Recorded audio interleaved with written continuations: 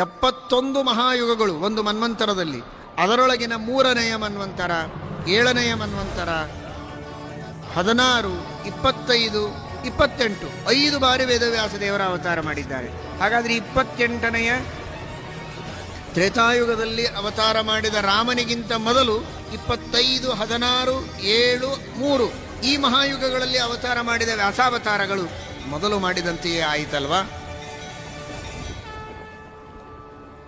ಪದ್ಮನಾಭ ತೀರ್ಥ ಶ್ರೀಪಾದಂಗಳವರಿಗೆ ಶ್ರೀಮದಾನಂದ ತೀರ್ಥ ಭಗವತ್ಪಾದಾಚಾರ್ಯರು ವ್ಯಾಸಮುಷ್ಟಿಗಳನ್ನು ದಯಪಾಲಿಸುವಾಗ 5 ವ್ಯಾಸಮುಷ್ಟಿಗಳನ್ನು ಅನುಗ್ರಹಪೂರ್ವಕವಾಗಿ ಕೊಟ್ಟಿದ್ದಾರೆ.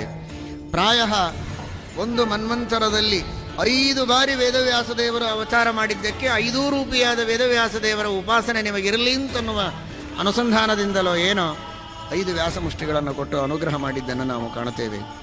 ಹೀಗಾಗಿ ವೇದವ್ಯಾಸದೇವರ ಅವತಾರ ಇದು ಮೊದಲು ಉಂಟು, ಆಮೇಲೆಯೂ ಉಂಟು. ಗೋವಿಂದ ಗೋವಿಂದ ಶ್ರೀನಿವಾಸ ಗೋವಿಂದ.